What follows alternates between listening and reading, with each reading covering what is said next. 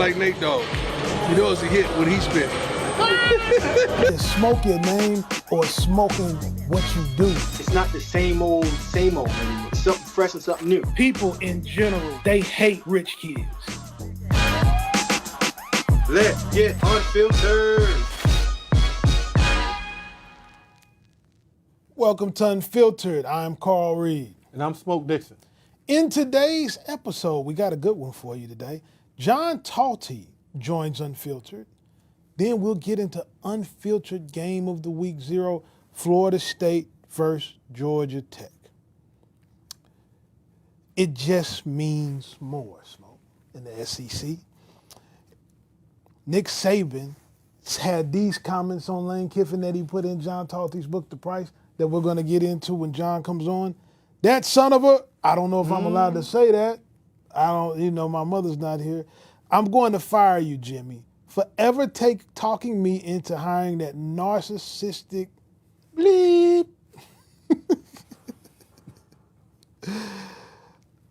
We're going to welcome John Talty to the show right now, author of The Price of National College Football analyst for us here at CBS.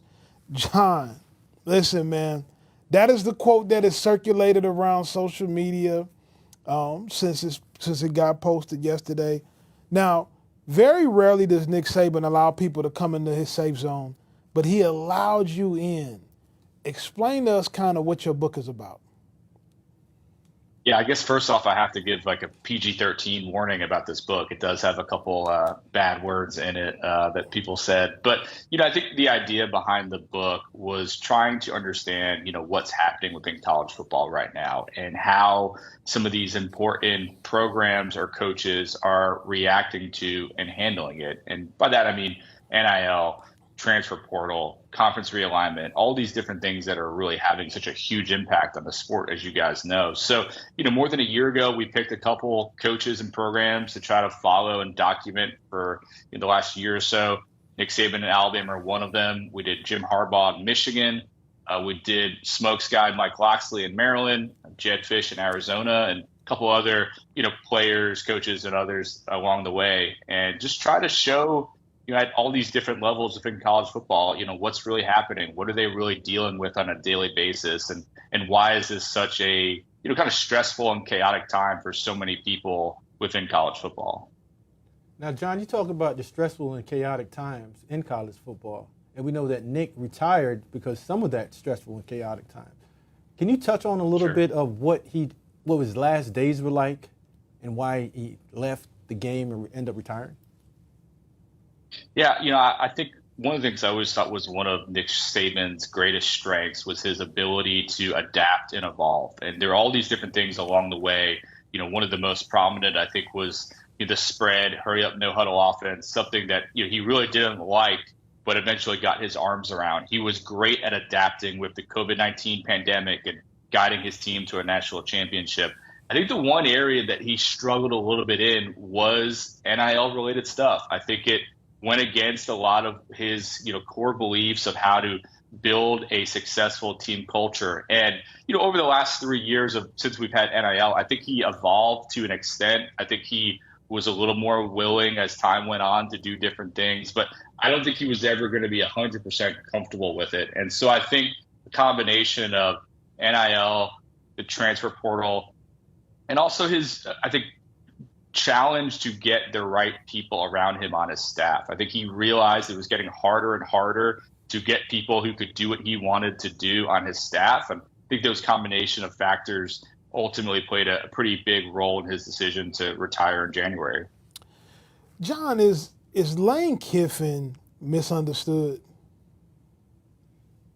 Yeah, I think he is. And I think the biggest reason why I would say that he is because I think you see what he does on social media, which he's, very funny, but, he's trolling, he's, poking the bear. He has all these different things that I think people think, wow, he must be this huge personality and so, outside the box, all these different things. But when you meet Lane in real life, he's a lot quieter. I think he's actually very introverted in many ways. I think, I know people who have known him for a long time. They've told me stories of, him at times struggling with some social anxiety and having to, go into these big booster meetings, and that's not something he's necessarily comfortable with. And so I just think there's a side of Lane that's a lot different than maybe what the public sees, or again, maybe they see a funny tweet and they think he's just this, comic all day. And it's a lot different in real life in terms of what his, coaching style is like, and even just his personality if he was hanging out with you guys on set right now.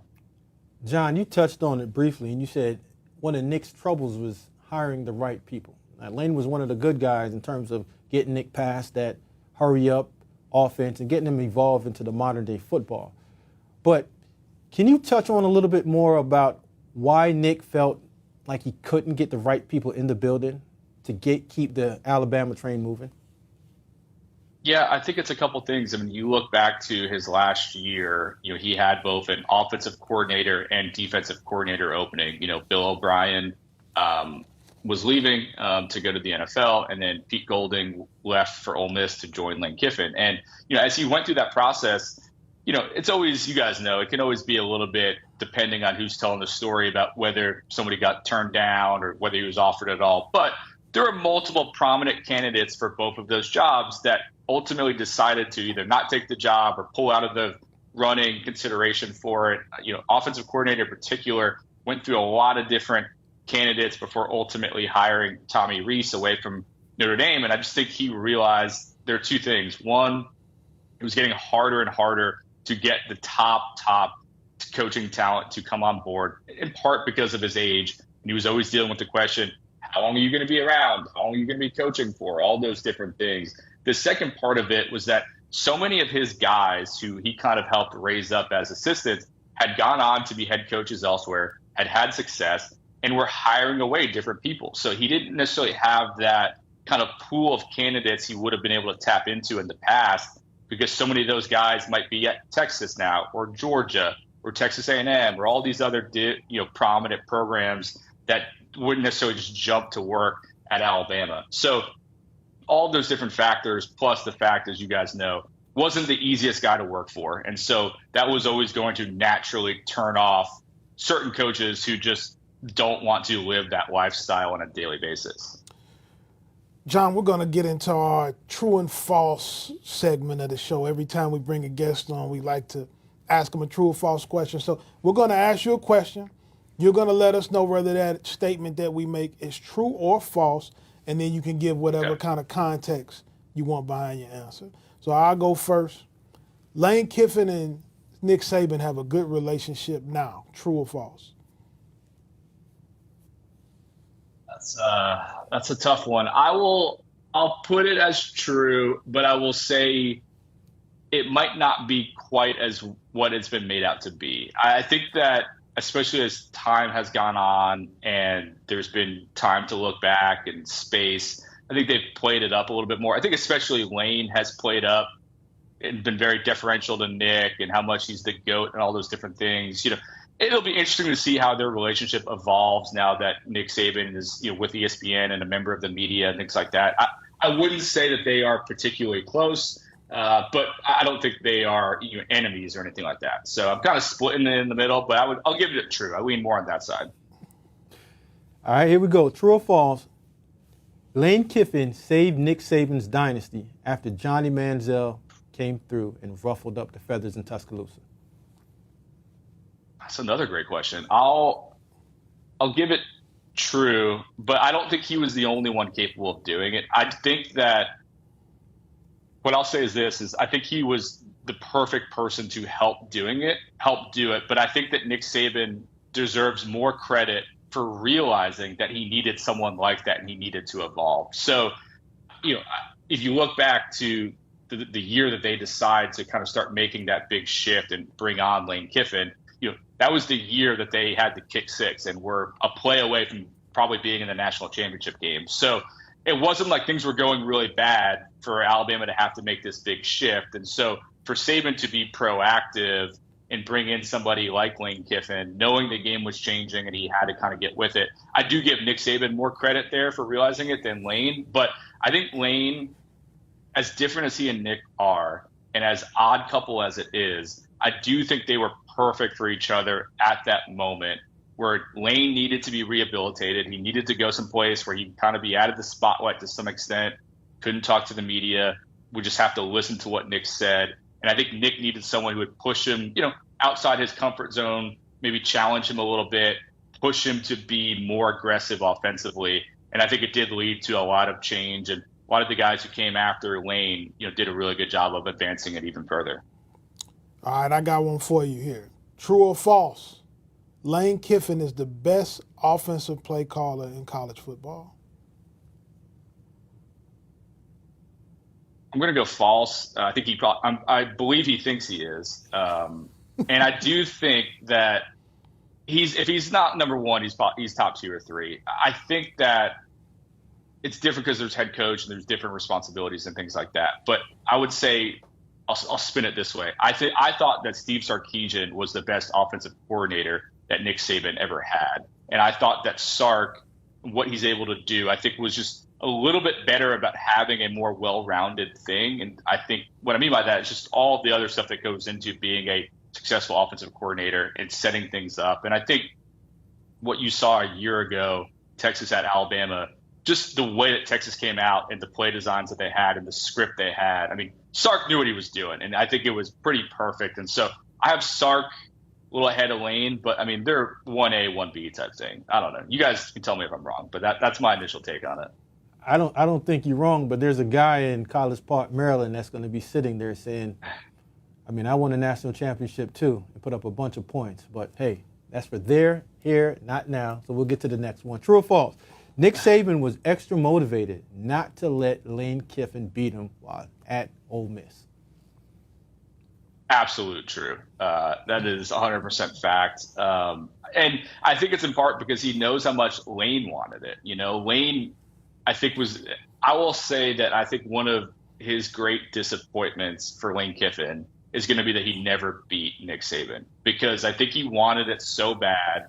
And, I could think back to the get your popcorn ready comments that he had, a couple years ago, getting ready for that game before Alabama. And I think, I talked to some people at Ole Miss around this. Lane Kiffin in particular felt like Alabama was vulnerable last year, that they had a real chance if they did what they needed to do to beat Alabama. And I don't think he's wrong. I think the win was there for the taking. And I think it's of a lot of disappointment for him that he wasn't able to do it.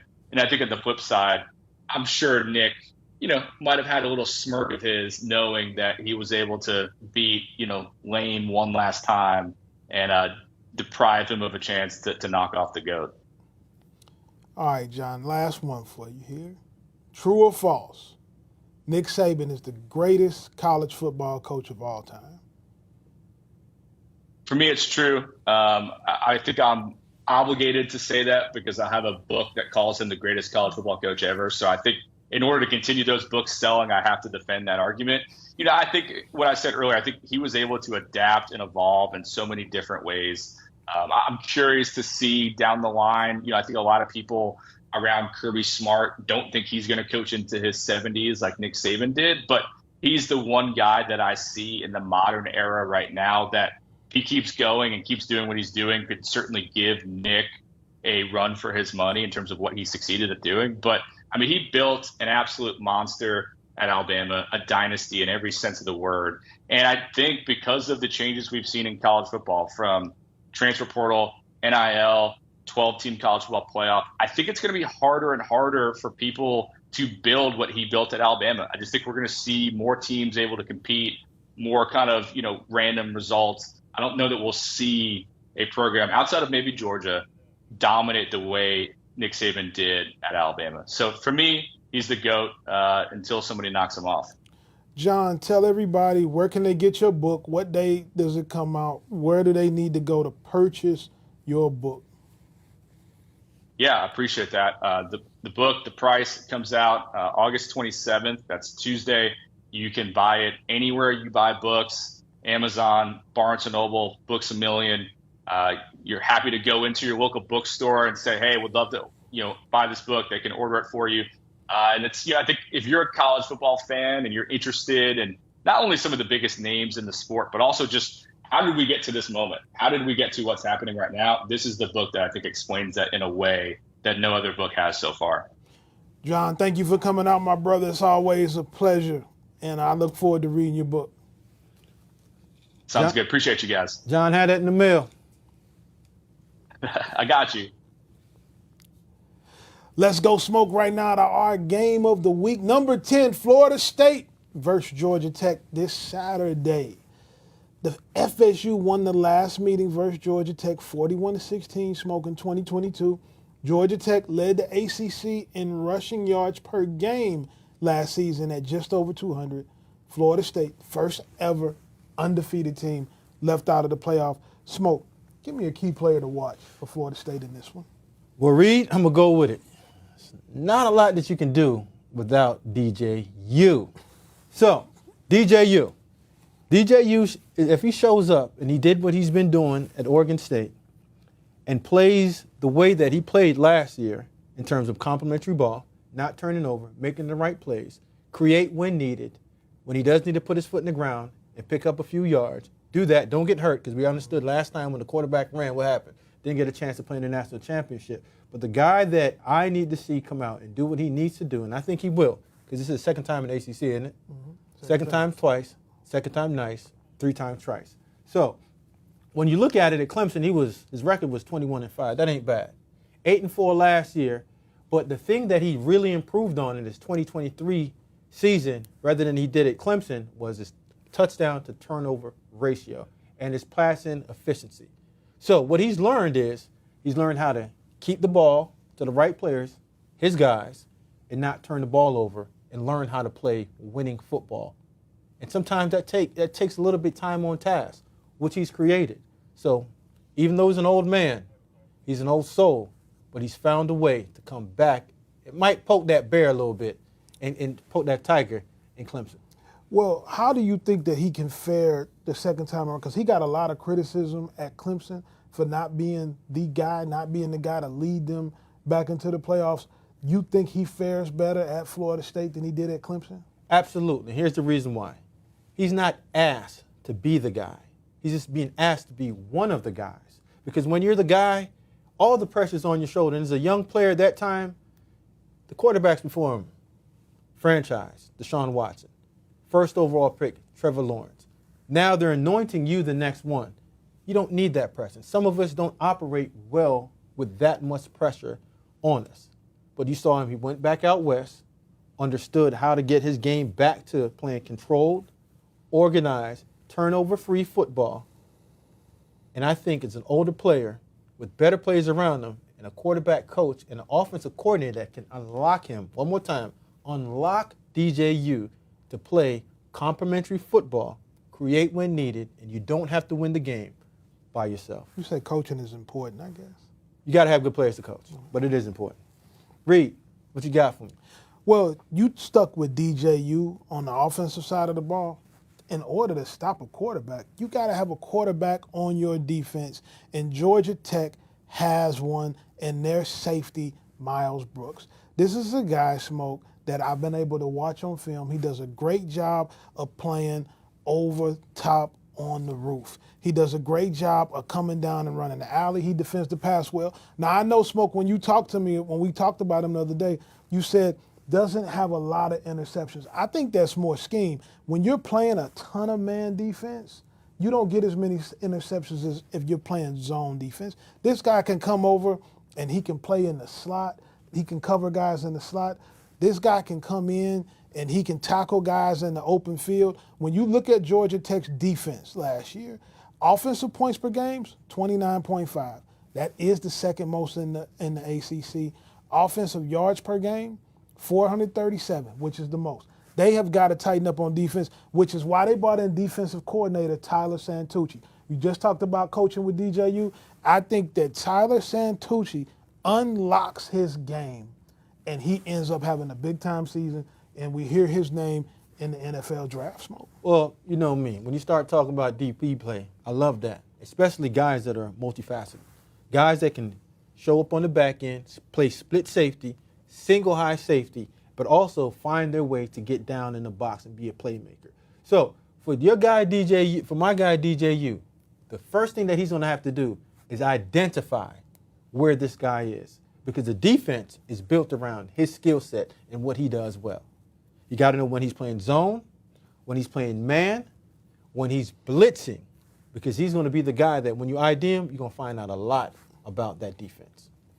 Smoke, when I thought of this, when we started talking about this game and realizing that it's over in Ireland, right? You've been a GM before at the Big Ten level, right? So me as a coach, when I was a high school coach, even when we would play out-of-state games and we go 4, 6, 8 hours away, it always threw us off our rhythm a little bit. How does the travel affect these teams playing a game like this? Well, Reed, I'm Jamaican, so I'm known to hold a bunch of jobs. And shout out to my man Doug Whaley that gave me the right insight on how to become a true exec, and that's doing everything within the building. So when I left Buffalo back in 2020, he said, you know what, Smoke, you can evaluate players, but the thing that you need to do is you need to become a director of football operations. And this is where the logistics get into when you have a team leaving Tallahassee or Atlanta, Georgia, going all the way to Dublin, Ireland. The first thing you got to worry about is travel. When we get there, what are we going to do? The time change. How do we get our players acclimated to the time change? Right. Then you think about the time change. How am I going to fall asleep tonight? You and I think that we can put our head down and we wake back up, but it might be the morning when you show up.